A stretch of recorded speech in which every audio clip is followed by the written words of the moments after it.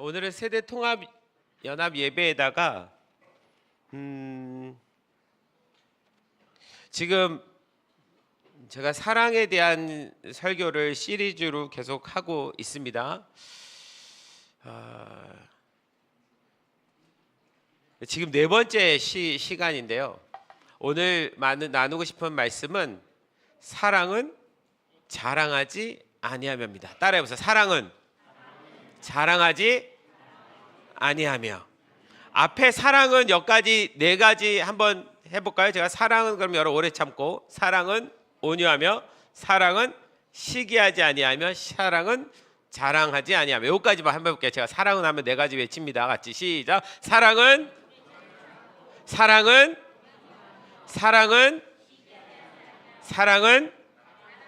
사랑하지 아니하며.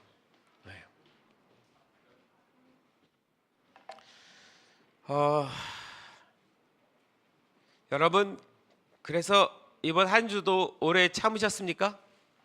이 말씀 때문에 내가 생각하고 기억해서 뭔들 하나라도 내가 오래 참았다. 손 들어보세요. 감사합니다. 여러분, 저도 매주 이 말씀이 우리에게 지식으로 전달되는 것이 아니라 우리가 순종함으로 행하기를 소망합니다. 진짜 순종할 수 있어야 됩니다. 말씀은 순종했을 때 하나님께서 받으시는 건데, 사랑은 오래 참고, 사랑은 온유하며, 사랑은 시기하지 아니하며, 사랑은 자랑하지 아니하며. 특별히 제가 처음에 사랑은 오래 참고를 뭐라고 말씀드렸냐면, 이 오래 참고가 되어야 그 다음에 온유하며가 되고, 시기하지 아니하며가 되고, 자랑하지 아니하며가 됩니다. 도미노 쌓아본 적 있나요? 얘들아, 도미노 쌓아본 적 있어? 도미노 뭔지 몰라? 도미노 이렇게 세워가지고 하나 쓰러뜨리면 다 쓰러지는 거. 여러분, 그거 쓰러질 때 맨 첫 번째 도미노가 쓰러지지 않으면 끝까지 쓰러질 수 있을까요? 없을까요? 없죠. 제일 중요한 건 첫 번째 도미노가 쓰러져야만 되는 거예요. 사랑은 오래 참고라는 말이 오래 참는 것이 시작이 되어야 진짜 사랑의 시작이 된다라는 의미인 거예요. 근데 여러분, 우리가 아는 것처럼 오래 참는 일이 정말 쉽지가 않죠. 사랑이란 이야기, 사랑이란 이 단어가 우리에게 주는 의미는 굉장히 커요. 굉장히 감정적이기도 하고, 사랑이란 소리를 들으면 애틋하기도 하고 좋기도 합니다. 우리 젊은 세대에게는 사랑 그러면 제일 먼저 떠오르는 것이 사랑하는 이성과의 어떤 관계를 생각할 수 있을 거예요. 여기 예일이하고 하영이가 이제 결혼해서 얼마 안 됐지만, 이 지금의 사랑과 결혼하고 3년 후의 사랑이 그 질이 같을까요? 다를까요? 예, 저게 무슨 의미인지는 3년이 지나봐야 알아요. 지금 이 사랑하는 이 사랑이 3년 뒤에도 똑같은 형식일까요? 다른 형식이 될까요? 달라지는 형식이 돼요. 처음에 연애하고 결혼하고 그 시기에는 진짜 서로 뭐 애틋한 사랑이 이루 말할 수가 없습니다. 그런데 결혼하고 3년이 딱 지나가면 그 다음부터는 어떤 사랑이 필요하냐? 오래 참는 사랑이 필요해요. 그죠? 여기서부터 오래 참는 사랑이 시작됩니다. 이게 안 되면 힘든 거예요. 그러니까 제가 오늘 가만히 말씀을 다시 한번 묵상하면서, 사랑에도 종류가 있고 사랑에도 컨셉이 있는데, 이게 연애 때의 사랑과 결혼하고 한 3년이 지나서의 사랑은 그 3년이 더 지나서 10년, 20년 가면 갈수록 그 사랑이 더 녹립고 더 커져야 되는데, 이게 결혼하기 전에 연애하고 결혼하는 그 순간에 그런 어떤 감정적인 애틋함에 서로만 봐도 눈빛이 막 이런 것이 아닌 새로운 사랑으로 발전해 가는 거거든요. 근데 이 새로운 사랑이 바로 오래 참고더라고요. 동의하십니까? 네. 그래서 이 결혼의 진리가 있어요. 하나님이 우리가 결혼하면서 오래 참고의 사랑을 우리에게 서로에게 더 가르쳐 줍니다. 그게 해가 가면 갈수록 더 오래 참아야만 함께 그 사랑을 유지하면서 갈 수 있어요. 그러니까 이 말씀이 단순하게 하나님께서 사랑을 이렇다라고 설명하는 것이 아니라 이미 우리의 삶이 그것을 설명하고 증명해내고 있는 거예요. 자, 그러면 봅시다. 우리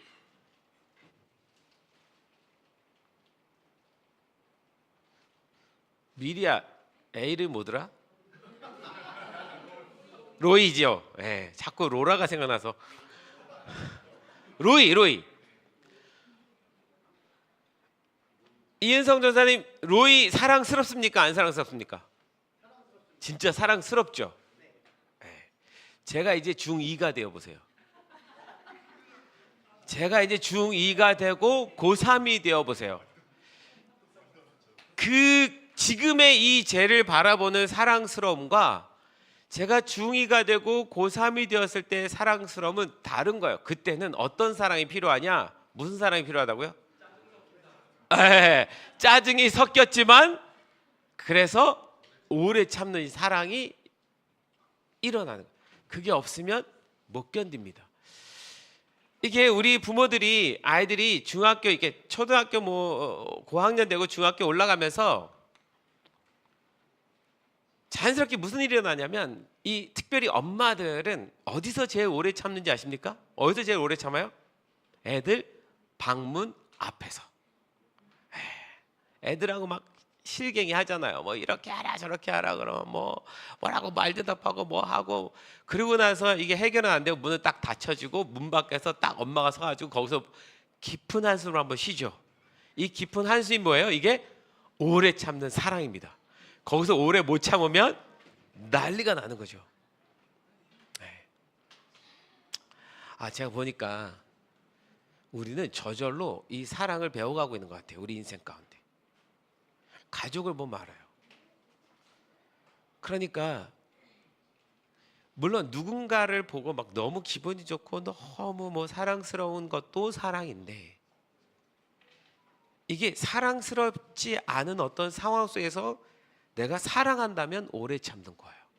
사랑하니까 오래 참는 거예요. 그죠, 영화자매? 사랑하니까 오래 참죠.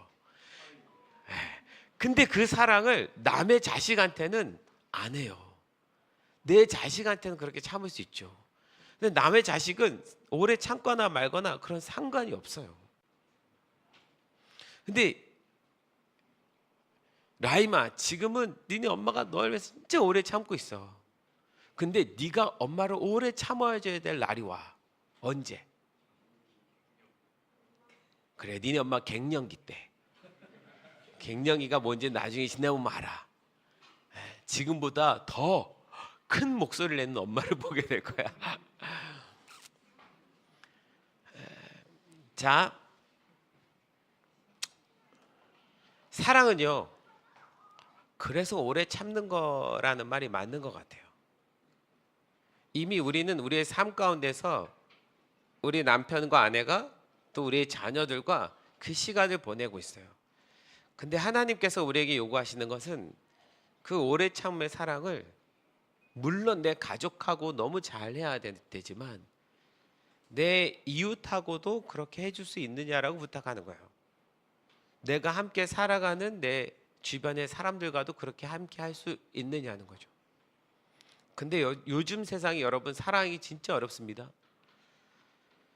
매일같이 나오는 뉴스의 이야기가 서로 물고 뜯는 것밖에 없고 고소해서 뭐 얼마를 뜯어내느니 안 뜯어내느니 이런 이야기고 층간 소음 때문에 살인이 일어나는 세상인 거예요. 우리 예일이도 들어가자마자 한 달 만에 이 층간 소음 때문에 밑에 집에서 벌써 뭐라고 해가지고 이게 이런 거구나. 이 위아래 층과의 관계 속에 살아가는 것이 이런 거구나라는 것을 이제 배워가기 시작하는데 여러분, 우리 세상에서 사는 사람들과의 삶 가운데 수없이 부딪힘과 다툼들이 있어요. 그래서 하나님 우리처럼 바보처럼 당하고 살아가라 이런 건 아닌데 그런데 하나님이 우리가 진짜 하나님으로부터 그 은혜를 받은 사람이라면 내가 하나님 앞에 얼마나 부족하고 잘못된 죄인의 삶을 살고 있음에도 하나님은 용서해 주셨거든요. 그러니 나도 누군가에게 한 번 더 용서할 수 있는 마음을 가지고 살아가 달라라고 하나님은 여전히 부탁하시는 거예요. 왜냐하면 네가 그 사랑을 받았잖아. 네가 그 사랑을 받았으면 그 사랑 너도 해야지 돼라고 부탁하는 겁니다. 그래서 오래 참음이에요. 할렐루야. 여러분, 우리가 여기서만 주님 사랑합니다라고 외치고 나아가서는 그 사랑을 우리가 누군가에게 나누지 않는다면 사실 우리가 여기서 주님 앞에 사랑한다라는 고백을 주님 받을 수가 없다는 거예요. 네가 진짜 이 사랑을 받았으면 네가 분명히 나가서도 그렇게 해야지 될 거야. 여러분, 조금 답답하고 조금 화가 난다 할지라도 한 번만이라도 더 참으면서 그리스도인으로 살아가시기를 소망합니다. 부탁입니다. 물론 쉽지 않아요. 그런데 이거 굉장히 성령 충만해야 가능한 일입니다. 성령 충만해야 가능한 일이에요. 성령 충만이란 것은 우리 삶에 자연적으로 성령의 열매가 맺히는 삶을 얘기합니다. 성령의 열매는 우리가 아는 것처럼 사랑이란 열매가 맺히고, 희락이란 열매가 맺히고, 충성이란 열매가 맺히고, 오래 참음이란 열매가 맺혀가는 걸 말하는 거예요. 여러분, 열매는요 저절로 열린다고 그랬어요. 내가 맺고자 해서 맺는 것이 아닙니다. 포도나무의 가지에 가지가 포도나무에 붙어 있으면 저절로 열매를 맺는다 그랬어요. 포도나무는 누굽니까? 얘들아, 포도나무 누구야? 예수님을 말하는 거야. 예수님이라는 포도나무에 가지가 붙어 있으면, 예수님께 붙어 있으면, 그 사랑의 은혜에 붙어 있으면 열매는 저절로 나온대요. 만약에 이 열매가 나오지 않는다는 건 그 포도나무에 붙어 있다는 얘기입니까? 아닙니까? 안 붙어 있다는 얘기인 거예요. 내 삶에서 이 열매가 나오지 않는다는 건 내가 붙어 있지 않았는데 붙어 있는 것처럼 착각하고 있는 건지 몰라요. 저는 이제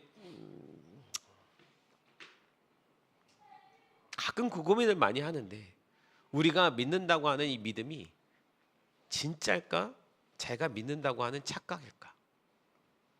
하나님 앞에 갔을 때 하나님이 그 생명책에 우리 이름을 기록하여 주시잖아요. 믿는 당신의 자녀들이. 그런데 지난주에도 제가 말씀을 나눴지만 나더러 주여 주여 하는 자마다 다 천국에 들어갈 것이 아니라고 했거든요. 근데 주님을 그렇게 불렀는데도 불구하고 주님이 내가 너를 모르겠다라고 말씀하시는 건 우리 착각인가요? 나는 그 포도나무이신 예수님께 붙어있다고 생각했지만 열매가 맺히지 않는 것을 보고 주님은 안 붙어있었어 라고 말을 하는 거예요. 이 열매는 사역이 아니었던 거예요. 나더러 주여 주여 하는 자마다 그들이 뭐라고 말했냐면, 내가 주의 이름으로 귀신도 쫓고 주의 이름으로 병고침도 일으켰습니다 라고 사역을 설명합니다. 근데 사역은 열매가 아니에요. 사랑이 열매죠. 그러니까 우리가 어떤 사역을 했든 간에 사랑이 없으면 우린 그 포도나무에 붙어있지 않는 가지가 되는 거예요. 이게 사실 무서운 거죠. 그래서 여러분, 다시 한번 제가 어차피 교육은 반복이니까요. 제가 앞에 이 오래 참고를 계속 설교할 때마다 이야기할 때마다 반복할 수밖에 없는데, 사랑은 오래 참고로 시작합니다. 할렐루야. 네, 옆 사람한테 오래 참읍시다라고 얘기해 주세요.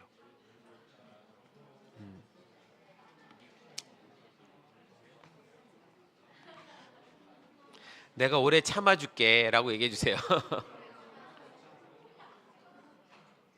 자, 그 오래 참음 안에서 사랑은 자랑하지 아니하며,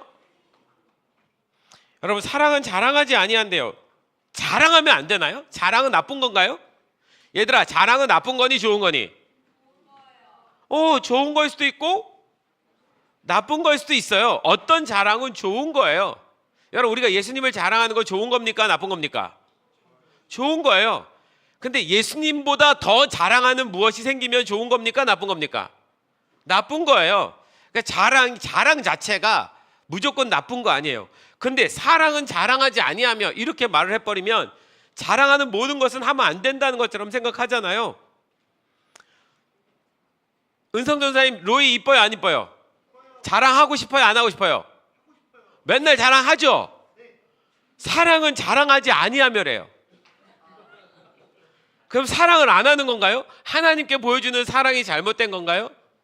그러니까 이 말을 저도 이해가 안 가서 좀 살펴봤는데, 여러분 일반적으로 이 자랑이란 단어가, 자랑이요?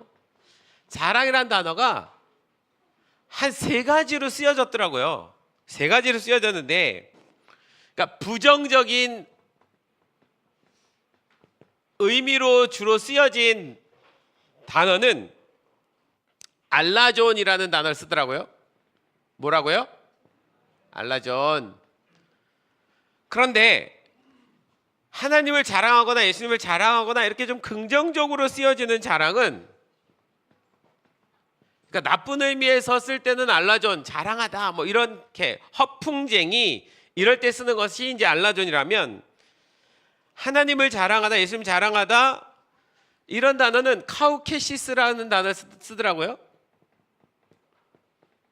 여러분, 제가 왜 설교 때 단어들을 이렇게 풀이를 해가면서 가냐면, 이게 히브리식 사고 또 헬라인적 사고랑 우리랑 다르기 때문에 그 단어를 우리는 평소에, 우린 이렇게 생각하고 있지만 당시 사람들이 이 단어를 뭐라고 생각하는지를 이해해야 성경을 이해할 수 있기 때문에, 그래서 단어 풀이를 하고 할 수밖에 없습니다. 그런데 자, 이런 단어를 쓰는데, 자, 오늘 고린도전서 13장 4절에 나오는 이 자랑은요, 전혀 다른 단어를 썼어요. 이 단어가 여기서 딱 한 번 기록됩니다. 제가 보니까 고린도서 13장에 나오는 단어들이 지난번에 시기도 그렇고 딱 한 번씩만 기록이 돼 있어요. 다른 본문엔 기록이 없어요. 그래서 하나님이 좀 특별하게 생각하시나 보다, 이런 생각이 드는데, 여기서 이 자랑은 조금 어려운 단어인데, 페르페류오마이, 페르페류오마이, 자, 이런 단어를 썼어요. 그냥 이 외울 필요 없지만 그냥 한번 읽어봅시다. 알라존, 카우케시스, 페르페류오마이. 자, 그러면 지금 이 단어는 이 앞에 것도 이 알라존도 카우케시스도 아닌 전혀 다른 단어를 지금 쓰고 계신 거예요. 사랑은, 야, 사랑이 뭔지 알아? 페르페류오마이 같은 자랑한 사람은 사랑이 없는 사람이야, 이렇게 얘기하는 거예요. 이런 자랑을 하는 사람은 사랑이 없는 사람이야, 이런 의미입니다. 이 페르페류오마이라는 단어는 뜻을 보면 어떤 뜻이 있냐면, 허영심이 강하다. 자, 허영심, 허풍, 이런 의미예요. 근데 이 알라존도 허영심, 허풍이라는 단어에 쓰긴 쓰거든요. 그런데 페르페류오마이가 이 허영심, 허풍쟁이, 허풍 떨다 이런 데 쓰입니다. 딱 한 번 쓰였어요. 여기 지금 4절에서. 그럼 허풍 떠는 거하고 이 허영심을 가진 것과 사랑은 무슨 관계예요? 허영심에 허풍을 떠는 것이 왜 하나님의 사랑과 정대비되는 단어가 되는 거죠? 이 페르페류오마이는요, 실제는, 얘들아 잘 듣고 있지? 실제는 사랑이 없는데 마치 자신이 사랑을 가진 것처럼 허영심에 허풍 떠는 사람을 말할 때 쓰는 단어인 거예요.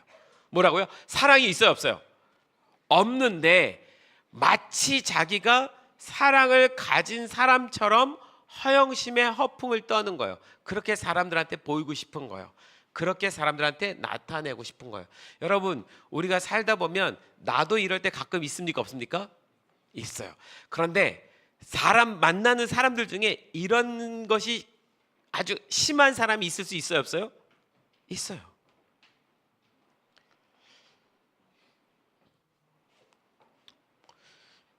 그래서 어떤 원어 해석에서는 이런 사람 있죠. 남을 지나치게 굽고 칭찬하는 아첨을 하는 사람이 있어요. 아첨한 사람. 이 아첨하는 사람에 대해서도 이 단어를 씁니다. 그러니까 여러분, 아첨하는 사람의 특징이 뭐냐면 실제로 그렇게 생각 안 해요. 자기가 존경하지 않고 존중하지 않고 뭐 하지 않아요. 그런데 자기를 위해서 막 그 사람을 띄우고 막 높여주는 거예요. 이게 페르페로마이에요. 남을 지나치게 굳고 칭찬하는 아첨. 그래서 이렇게 남을 지나치게 칭찬하는 이 아첨하는 사람을, 아첨하는 사람에 대해서 쓰는 단어가 있는데, 이게 예전에 이 당시에 이렇게 그 사람에 대해서 이렇게 말했나 봐요. 페로스하다. 이렇게 허풍 떨고 아첨하는 사람을 페르페로스하다. 이 사람 참 페르페로스하네. 이럴 때 쓰는 말인 거예요. 페르페로스하다. 오, 우리 환호? 환희 뭐 적는 거야? 아, 이거 헷갈려. 쟤네 이름을 내가 붙여줬는데도 헷갈려. 뭐 이렇게 보고 적는 것 같이 해가지고 너무 이뻐서. 뭐라고요? 페루스하다. 이 페루스하다란 말이 좋은 말입니까? 나쁜 말입니까? 굉장히 나쁜 말이에요. 너 페루스해 라는 것은 넌 진짜 사랑이 없구나. 넌 정말 사랑이 없는데 사랑이 있는 척 하는구나. 이럴 때 쓰는 말이 페루스예요. 굉장히 가식적인 사랑이고 이중적인 사랑이고 외식적인 사랑이에요. 여러분, 우리도 이럴 때 있습니다. 하나님이 이런 사랑을 너무 싫어하세요. 이런 사랑을 하지 말래요. 눈에 보여주는 식의 사랑은 진짜 그 마음 안에 내면에서 나오는 사랑이어야 하나님도 받으실 수 있는 거예요.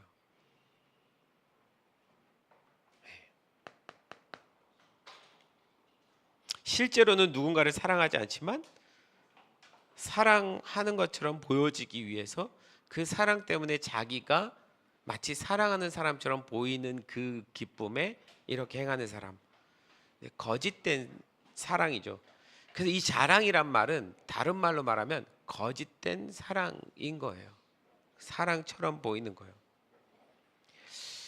제가 이 말씀을 이렇게 보다가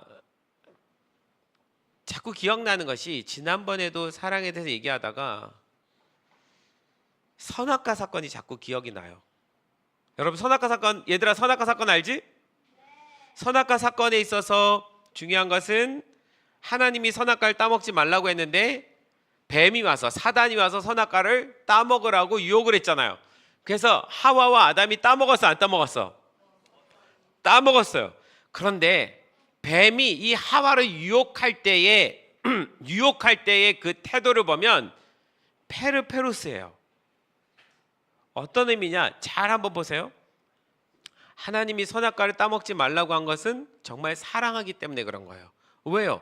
따먹지 못하게 하는 게 왜 사랑입니까?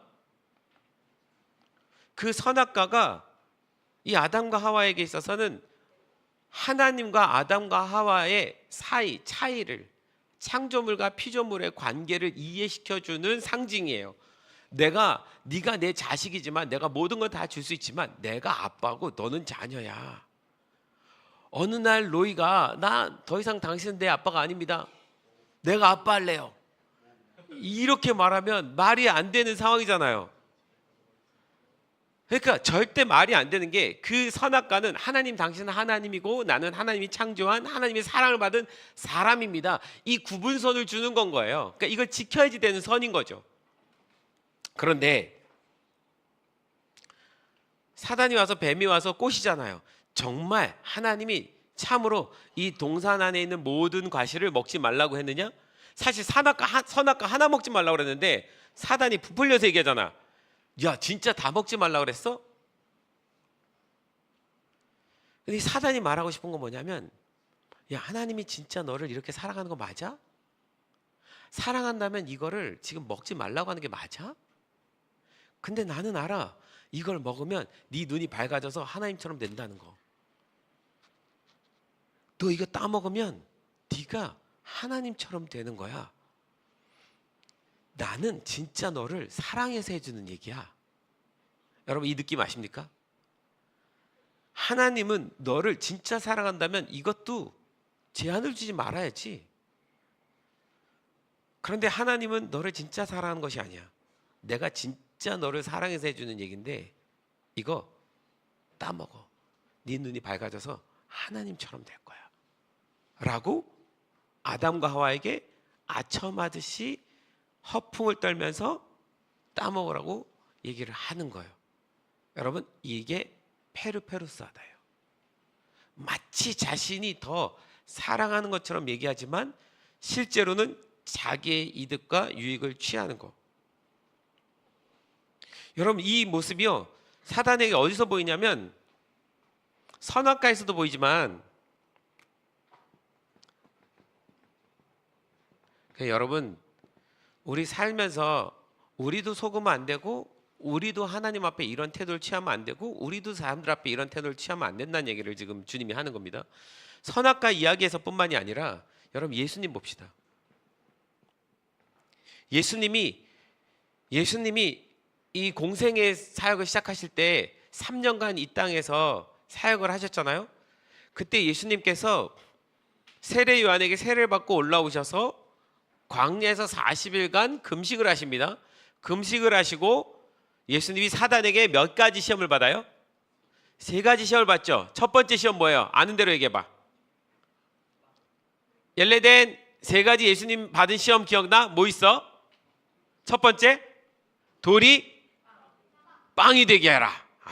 이게 전 세대랑 지금 우리 세대랑 다른 거예요. 우린 돌이 떡이 되게 하라. 근데 쟤는 빵이에요. 돌이 빵이 되게 하라. 맞아요, 빵이 되게 하라. 두 번째 뭐예요? 성전 꼭대기에서 뛰어내리면 누가 받쳐줄 거다? 천사가 받쳐줄 거잖아. 천사가 받쳐주면 세상 사람들이 다 보고 네가 하나님의 아들인 줄 알겠네. 세 번째 뭐예요? 뭐라고? 어떻게 하면? 그렇지, 나한테 절하면 이 세상에 있는 모든, 어차피 예수 너 이 세상에 있는 모든 그 권위를 받으러 왔잖아. 내가 줄게. 근데 여러분, 이 말씀에는 함정이 있어요. 무슨 함정이 있냐면 사단이 예수님에게 네가 만일 하나님의 아들이거든 이라고 표현을 해요. 하나님의 아들이라는 말은 뭐냐면, 야, 내가 하나님의 아들인 것을 증명할 수 있도록 도와줄게, 이런 의미예요. 여러분, 사단이 우리한테 올 때 내가 너 시험하러 올 거야 이러고 옵니까? 아니요. 사단은 우리에게 시험이라고 먼저 옵션을 주고 시작하는 게 아니에요. 우리가 받고 나니까 시험인 거지. 사실 사단이 우리에게 유혹할 때는 그 유혹이 달콤합니다. 빠져들 수밖에 없어요. 정신 못 차리면 언제든 넘어가는 거예요. 사단의 유혹이 딱 보는 순간 유혹이네 이렇게 느낄 만한 것이 아니라고요. 보면 하고 싶고 따라가고 싶고 행하고 싶은 달콤한 거예요. 예수님에게 사단이 왔을 때 사단도 예수님에게 굉장히 친근하게 찾아오는 거예요. 뭐라고요? 내가 도와줄게. 너 하나님의 아들로서 이 땅에 인정받으러 왔잖아. 내가 하나님의 아들로서 어떻게 인정받는지 가르쳐줄게. 돌이 떡이 되게 하면 돼. 세상 사람들은 다 먹는 문제에 갇혀 있어. 먹는 문제 해결해주면 너는 당연히 하나님의 아들로서의 존경과 모든 권위를 다 받게 될 거야. 그러니까 돌이 떡이 되게 해봐. 여러분, 우리는 이걸 시험이라고 얘기하고 듣지만 우리 살면서도 우리 삶 안에 이런 시험 유혹을 끊임없이 받으면서 살아가는 사람들이잖아요. 그러니까 마치 사단이 예수님을 도와주는 것처럼 표현합니다. 네가 하나님의 아들인 거 내가 도와줄게. 야, 네가 하나님의 아들이라면 성전 꼭대기에서 뛰어내려봐. 성전 꼭대기는 사람들이 모두 다 보고 있으니까. 종교 지도자들보다 다. 메시아 기다리고 있는데 어렵게 할 거 뭐 있어? 뛰어내리면 천사가 딱 와서 받쳐주는 이 장면 하나만 보면 너는 바로 하나님의 아들이야. 도와주는 것처럼 표현합니다. 이게 뭐라고요? 페르페로스하다고요. 도와주는 것처럼 하지만 아니에요. 굉장히 아첨하는 것처럼 사랑하는 것처럼 표현하지만 아닌 거예요.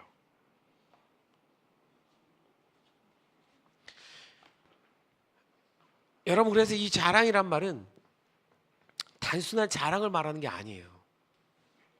우리의 삶에 끊임없이 하나님보다 더 자랑하는 무엇인가를 내가 갖게끔 만들어주는 자랑이에요. 페르페로스는 지극히 사단적인 행위고, 페르페로스적인 사랑은 누군가를 유혹하고 넘어뜨리기 위한 사랑입니다. 결국 이 페르페로스라는 이 자랑은요, 그 뒤를 다 들여다보면 맨 마지막에 뭐가 남지 아십니까? 자기 자랑만 남아요. 자기 의가 남아요.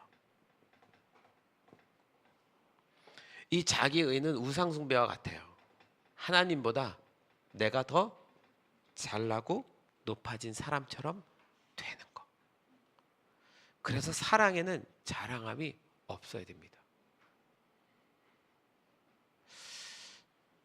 사실 이 말씀들을 이렇게 제가 주님 앞에 묵상하면서, 물론 설교하려고 하는 거긴 하지만, 제가 묵상하면서 먼저 제 안에 이걸 받아들이는 작업이 필요한데,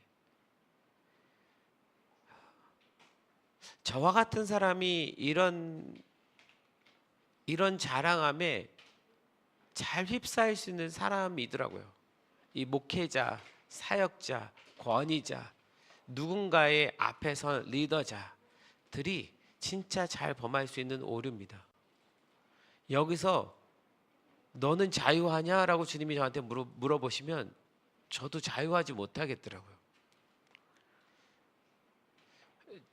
저도 모르게 수없이 제 마음 안에 가졌던 자랑함들이 떠오르더라고요. 작년에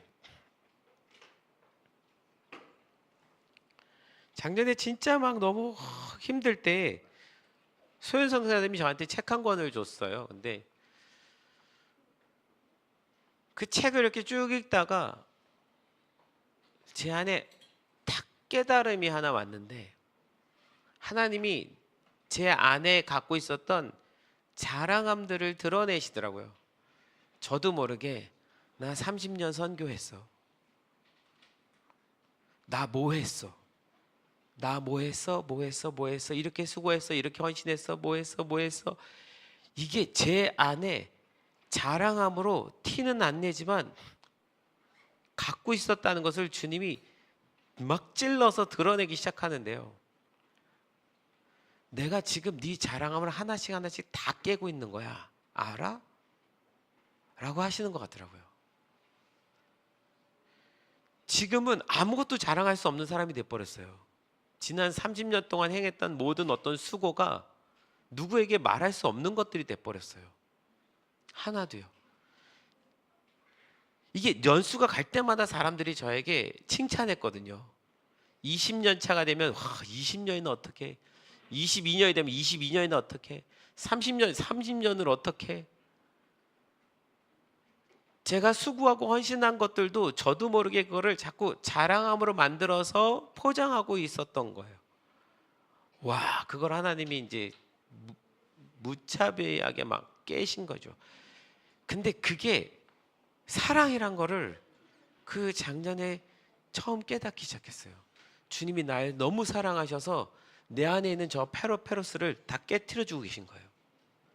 저게 안 깨지면 주님 앞에 갔을 때 내가 주여 주여 당신 위해서 내가 뭘 했습니다 라고 말했을 때 주님이 야, 그거 너를 위해서 한 거잖아 라고 끝나게 생겼더라고요.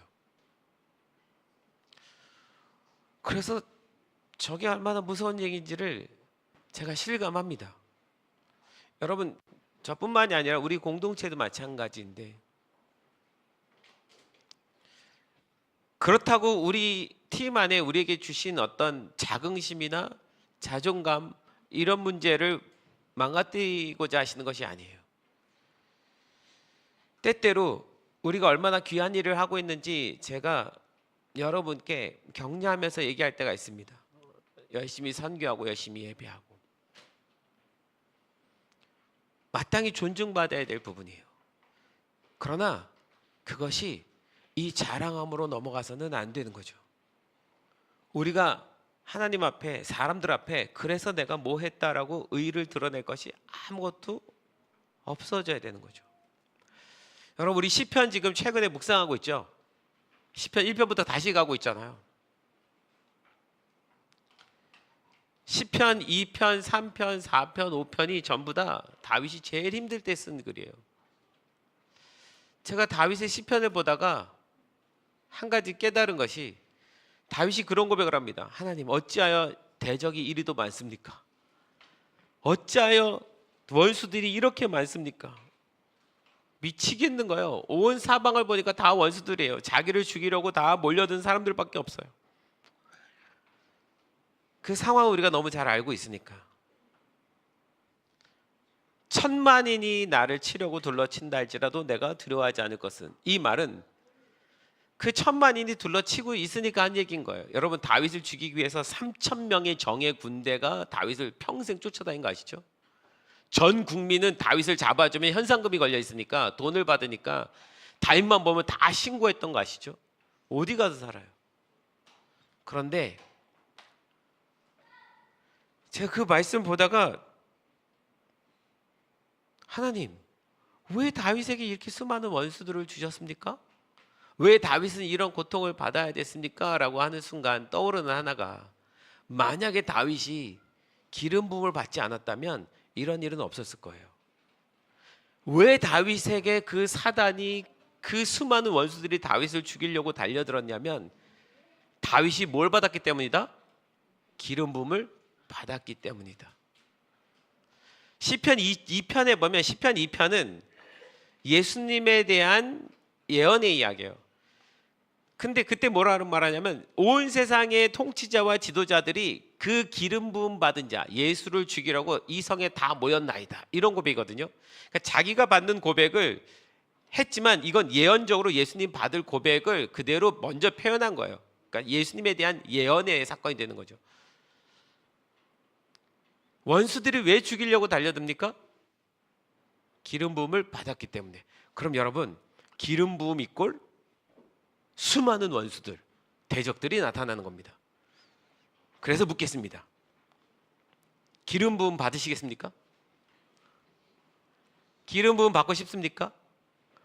제가요, 20대 30대 때에, 멋모를 때에 너무 기름 부음 받고 싶었어요. 성령님의 특별한 기름 부으심 너무 사모했죠. 얼마나 사모했는지 모릅니다. 근데 생각해 보니까 그 기름 부으심을 사모했던 것은 사역의 어떤 능력이 나타나고 싶어서 사모했던 것들이었어요. 물론 그래서 기름 부으심 있었고, 별의별 사역, 별의별 일들 다 하나님께서 해주시는 은사들 다 경험했습니다.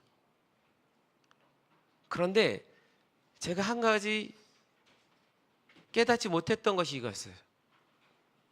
기름 부으심이 임하면 임할수록 수많은 대적들과의 싸움이 일어난다라는 거예요. 내가 기름 부으심을 받겠다라는 것은, 성령 충만함을 받겠다는 것은 앞으로 그 수많은 영적인 전쟁을 내가 치르겠다라는 의미가 되는 겁니다. 아, 이게 쉽게 그냥 은사적인 차원에서 성령 충만하고 싶다고, 기름 부으심 받고 싶다라고 할 수 있는 얘기가 아닌 건 거예요. 그 최근에 요즘, 주님, 제가 당신의 말씀의 진리에 이쪽 한편 부분만 알았지 이쪽 한편 부분은 잘 모르고 있었군요. 그런데 이런 일련의 수많은 일들이 일어나고 나서 그 반대편의 말씀들이 이해가 되기 시작하는 거예요. 그래서 다시 생각해 보니까 지금이야말로 가장 기름 부으심이 충만해야 되는 상황인 거더라고요. 오래 참아야 되고, 온유해야 되고, 시기하지 않아야 되고, 이런 자랑함들이 내 안에서 다 끊어져야 되는 이 시간이 가장 성령 충만해야 일어날 수 있는 일이더라고요. 저도 매주마다 지금 주님께 이 사랑에 대해서 배우고 있는데,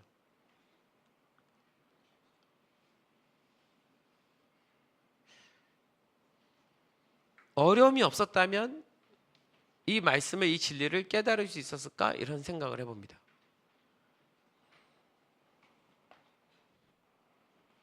자,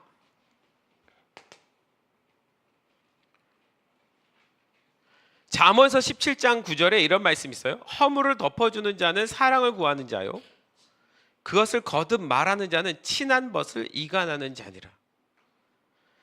진정한 사랑은 허물을 덮어줌으로 오래 참고 온유한 거예요. 그러나 거짓된 사랑을 가진 사람은 그것을 거듭 사람들한테 자꾸 말해요. 사실은 굉장히 자기가 사랑 때문에 이 얘기를 하는 것 같지만 그 상대방의 허물을 드러내고 있는 거예요. 드러내서 왜곡시켜지는 거예요. 거짓된 사랑을 가진 사람은 시기하고 그것을 거듭 말함으로 다른 사람들이 오해하도록 이간질하는 건 거예요. 그게 페르페로스하다예요. 하나님은 이런 허풍적인 자랑을 너무도 싫어하십니다. 이 자랑이 하나님의 사랑을 왜곡시켜 버리고 오해하게 만들기 때문에 그래요. 여러분, 기드온 얘들아, 기드온 누군지 아니? 기드온 하면 몇 명 생각나? 300명, 그죠? 기드온의 300명의 용사. 그 기드온이 그 300명의 용사로 수많은 그 적군들을 물리칩니다. 근데 사사기 7장 2절에 이 기드온의 사건에 대해서 하나님 뭐라고 말씀하시는지 들어봐. 여호와께서 기드온에게 이르시되 너를 따르는 백성이 너무 많은즉 내가 그들의 손에 미디안 사람을 넘겨주지 아니하리니. 야, 니네 지금 사람 너무 많아. 근데 많아도 미디안이 훨씬 더 많거든요. 그런데 너희가 백성이 너무 많은즉 내가 그들의 손에, 그 너희 백성 모인 이스라엘 백성들의 손에 미디안 사람 넘겨주지 않을 거야. 이 전쟁에서 이런 식으로 승리하게 하지 않을 거야. 이는 이스라엘이 나를 거슬러 스스로 자랑하기를 내 손이 나를 구원하였다 할까 함이니라. 이 이스라엘 백성들이 이 전쟁 가운데 이겼을 때 하나님이 하신 일이다가 아니라 우리가 한 일이다라고 자랑할까 봐, 그래서 너무 많아, 줄인 게 몇 명입니까? 300명이요 300으로 수십만을 상대하는 거예요. 그래야 사람들이 자기가 했다라고 말 못해요. 여러분, 이 사람들이 칼 들고 나갔습니까? 아니거든요. 횃불 들고 항아리 들고 나갔거든요. 그런데 승리했거든요. 그러니 누구를 자랑하게 되겠습니까? 하나님이요. 하나님이 하셨다고 하나님밖에 자랑할 수 없는 거예요. 그게 사랑이에요. 여러분, 우리 인생의 모든 일들은 다 하나님이 허락하신 일이고 하나님의 사랑 안에 있습니다. 할렐루야. 내가 어떤 상황이 있건 하나님의 사랑 안에 있습니다. 모든 그 상황 속에서 하나님께 영광을 올려드리고 하나님께 사랑을 올려드려야 돼요. 그런데 어떤 거 하나를 잘해서 그것이 내 영광이 되면 안 되는 거예요. 우리 여기 헤브스 좋은 대학 가고 좋은 직장 가고 좋은 성공 이루기를 소망합니다. 아멘. 그러나 그것이 너의 자랑이 되면 안 돼. 그게 하나님의 영광을 위한 거여야 되는 거지. 우리 부모님들, 우리 아이들이 잘 되는 거 기도하십시오. 하나님께서 축복해 주십니다. 그런데 그것이 내 자랑이 되고 내 것이 되면 안 되는 거예요. 그 자랑함이 하나님을 자랑하는 것보다 더 커지면 안 되는 거예요. 그래서 자식이 우상이 되는 일이 비일비재한 게 자식 자랑이 페르페로스하다로 넘어가는 거죠.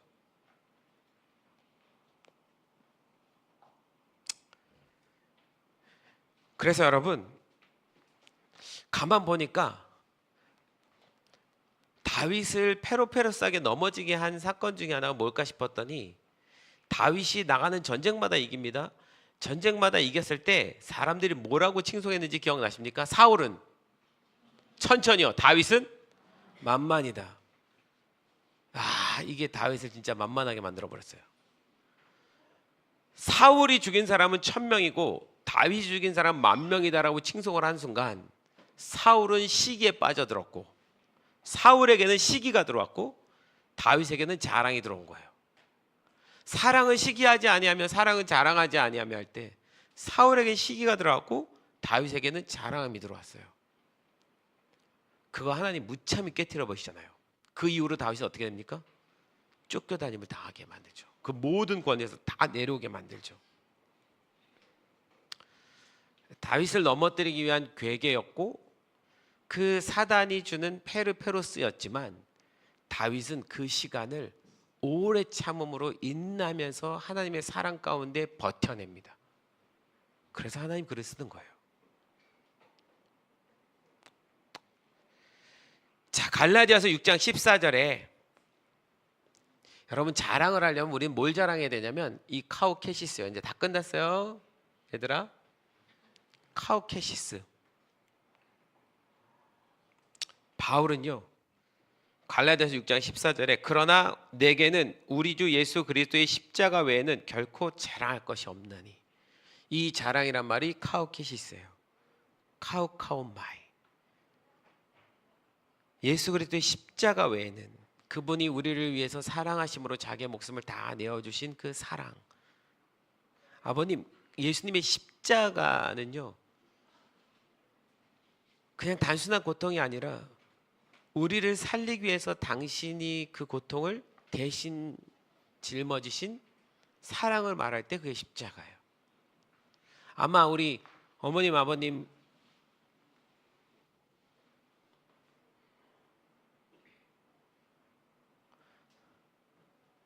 온이 엄마가가 아닌데 정원 사모 정원 사모 아플 때 부모들은 차라리 내가 그 병 내가 걸리고 그죠? 그 생각하잖아요. 그게 그 십자가예요. 예수님이 그렇게 사랑하셔서 그 십자가를 그분은 진짜 지셨어요.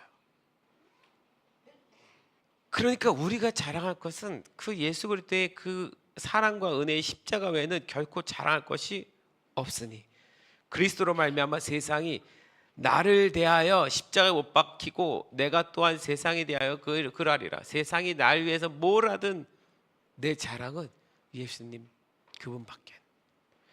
근데 여러분 바울은 예수님 그리스도의 십자가 외에는 그 사랑 외에는 자랑하지 않겠다라고 말을 하는데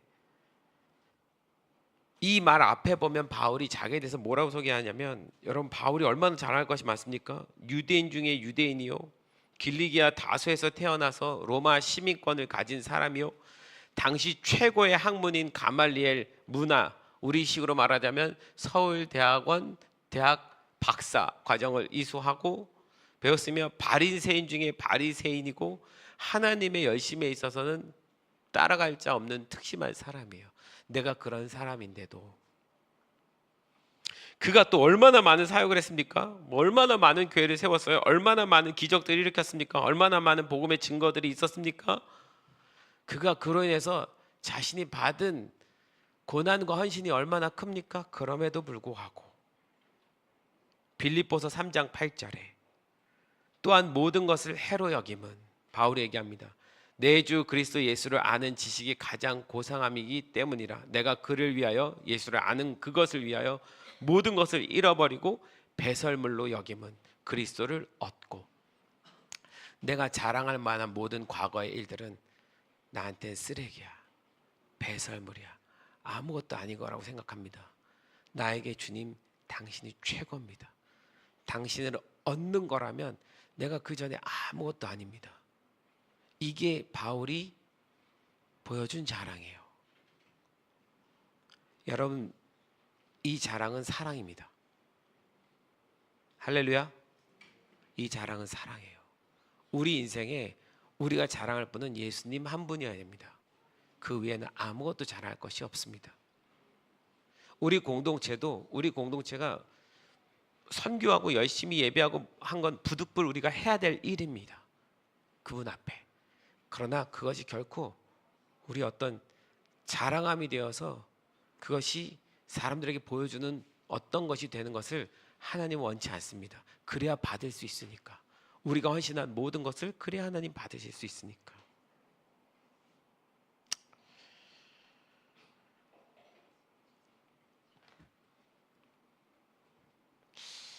자신의 열심을 자랑하고 헌신을 자랑하고 사역을 자랑하고 교회 크기 자랑하고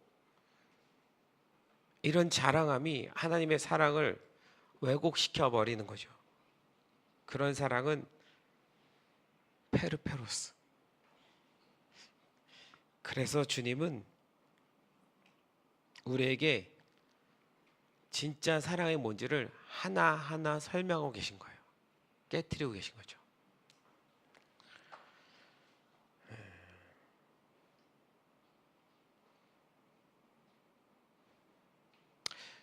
제가 이렇게 마지막에 썼는데 예배팀 나와주시고요. 우리의 모든 섬김은 예수 그리스도만을 자랑하면서 나오는 사랑의 행위여야 한다. 자신의 헌신을, 사역을 자랑하면서 시작된다면 그것은 마귀적이고 사단적인 것이다. 교회의 모든 사역에 있어서 가장 경계해야 되는 일은 이 자랑함이다.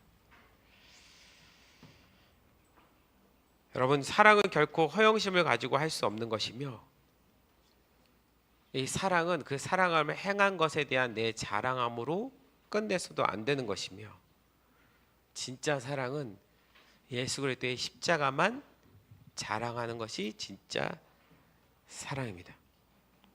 할렐루야. 네.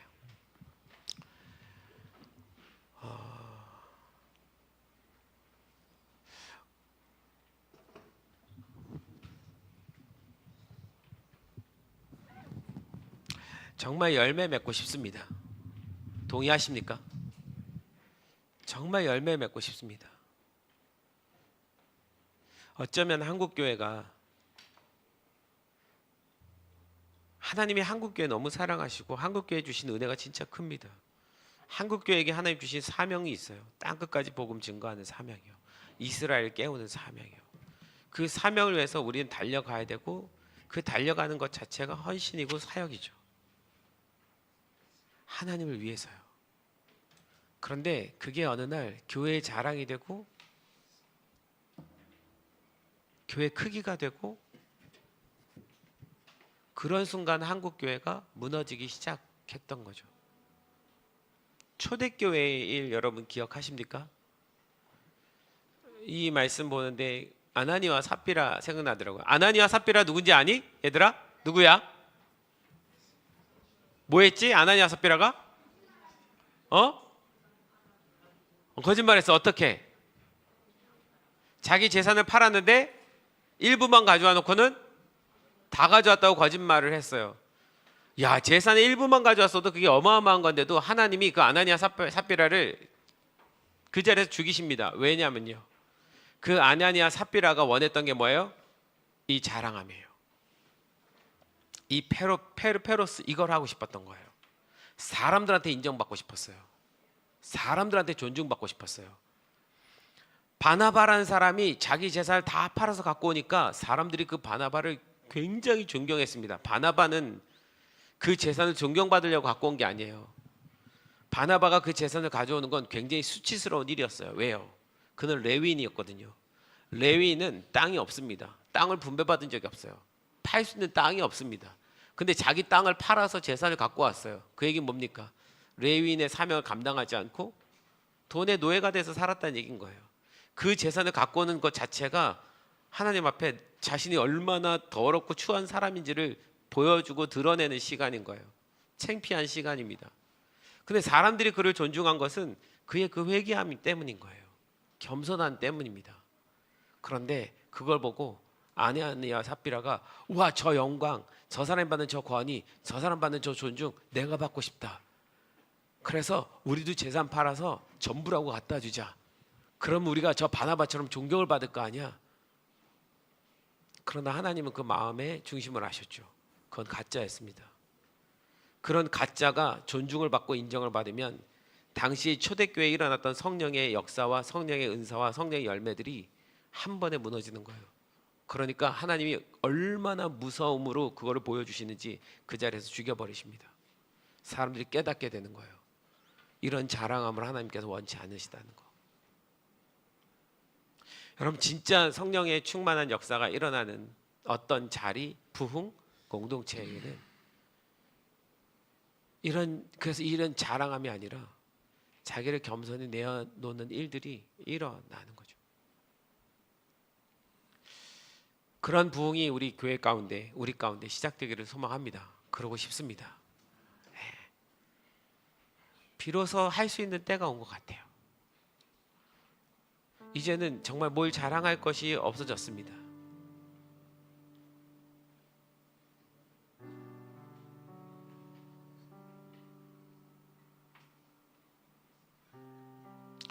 예수님만 자랑합시다. 할렐루야. 네, 예수님 좋으신 분이십니다. 우리를 이 죄악 가운데 구원해 주신 것만 해도 너무 감사하고 은혜입니다. 아무리 생각해도 우린 수지 맞았습니다.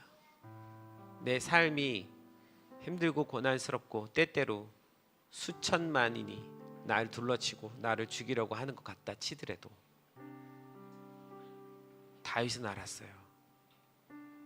다윗의 고백을 보면 얼마나 하나님께 힘들다고 토로하는지 몰라요. 난 차마 이런 말 못하겠는데 싶을 정도의 말까지 하나님 앞에 막 해요. 너무 힘들다. 어떻게 이럴 수 있냐고.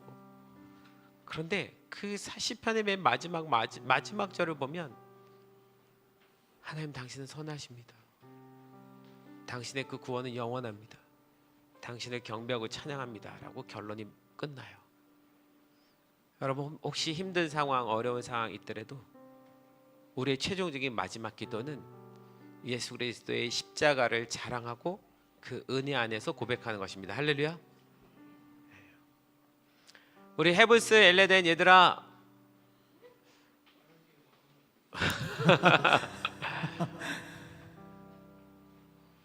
진짜 멋진 사람들이 되거라.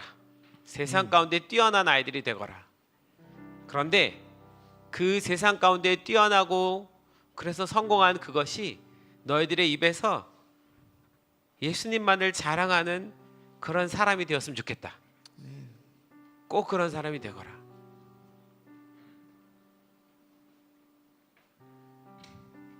이번에 8월에 캠프 있잖아요. 제주도. 제가 마지막 날 저녁에 마지막 설교를 해야 되는데 해마다 그래도 그 캠프 가운데 중심이 되는 메시지가 뭘까에 대한 고민을 안 할 수가 없어요. 처음 시작했던 팀이고 사람이었기 때문에 은혜가 되는 어떤 말씀이 아니라 이번에 하나님 원하는 게 뭘까? 하나님이 제게 주신 마음은 우리 다음 세대 아이들이 학교에 가서 세상에 나가서 당당하게 예수 믿는 사람 티내게 만드는 거. 이거를 해야 된다라는 마음이 너무 많이 드는 거예요. 예수 믿는 것이 너무 부끄러워진 세상이 돼버렸거든요. 그거는 우리의 구원을 부끄러워하는 것과 다를 바 없고 그것은 하나님을 부끄러워하는 것밖에 다를 바 없는데 헤블스 얘들아 이번 캠프 때 가서 나는 니네들이 이번 캠프 마치고 돌아오면서 진짜 학교에서든 친구 사이에서든 누구 사이에서든 내가 예수 믿는 것을 당당히 말하고 그렇게 고백할 수 있는 친구가 되었으면 좋겠다. 할렐루야. 나는 니네가 학교 가서 점심 급식 먹을 때 기도하고 먹었으면 좋겠다. 한번 손 들어 볼까? 나 기도하고 먹어요. 애들이 다 보는 앞에서. 없어? 라임이도 안 해? 어머 실망이야. 난 라임이 날 줄 알았어. 어머 라임아.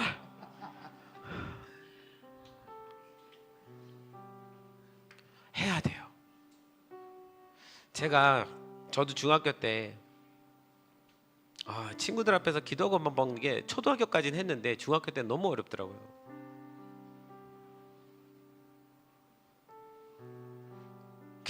초반에 하다가 어느 날 안 했어요. 그러니까 지금 이게 예수님을 하나님을 자랑해야 된다는 얘기에서 나오는 거예요. 그 어느 날 안 했더니 친구 한 명이 갑자기 날 툭 치더니 점심 먹는데 제가 그날 기도를 안 하고 밥을 먹으니까 툭 치더니 너 왜 기도 안 해? 그러는 거예요. 예수 안 믿는 친구예요. 술 먹는 친구고. 너 왜 기도 안 해? 너 왜 식사 기도 안 해? 너 맨날 했잖아. 오늘 왜 안 하는데? 제가 그날따라 고민하면서 얘네 앞에서 내가 또 이렇게 하면 될까 해서 그냥 눈 뜨고 속으로 기도하는 척하면서 밥을 먹었거든요. 근데 툭 치더니 너 왜 기도 안 해? 그래서 너무 찔려가지고. 근데 그 친구가 그래요. 나는 교회 다니지 않지만 나는 네가 기도하고 밥 먹는 그 모습이 너무 부러워. 너무 좋아 보여. 그래서 너 기도할 때 나도 속으로 같이 하나님이란 분한테 기도해 보기도 했어. 난 너 기도했으면 좋겠어. 너무 부끄러웠어. 그 이후로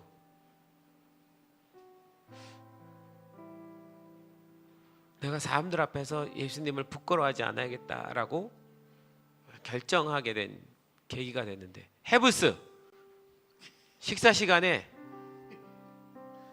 기도하고 밥 먹자 우리. 티내고. 할렐루야. 하겠다고 한 사람 두 손 들어봐. 그렇지. 손 들어 쓴 게 약속이야. 열이도 기도 안 하고 먹었어? 와, 실망이야. 야, 진짜. 밥이 앞에 있어서 밥이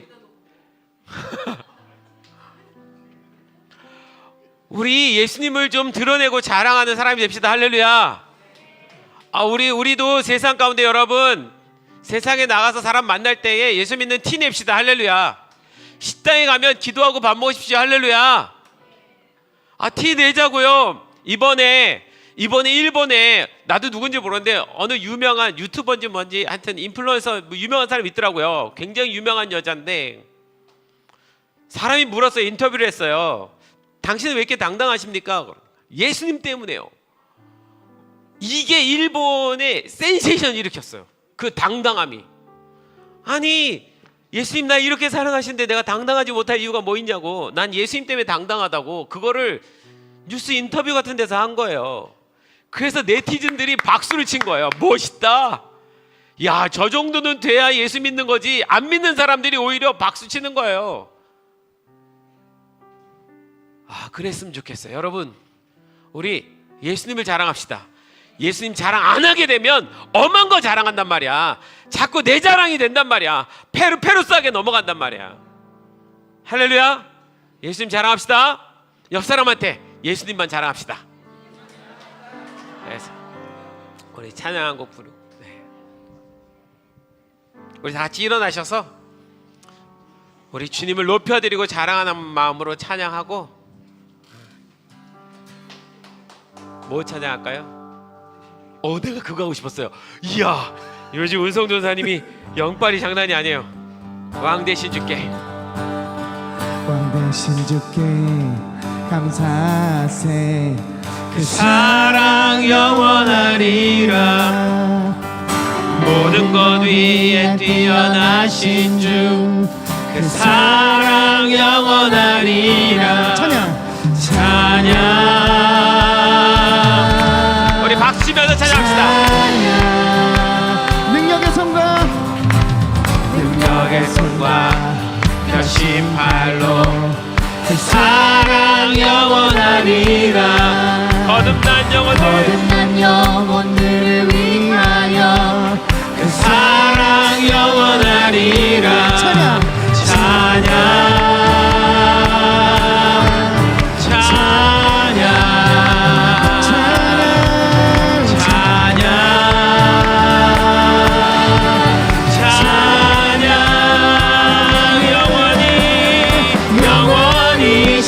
신실하신 능력의 하나님, 영원히 함께하니 영원히 신실하신 능력의 하나님, 영원히 함께하니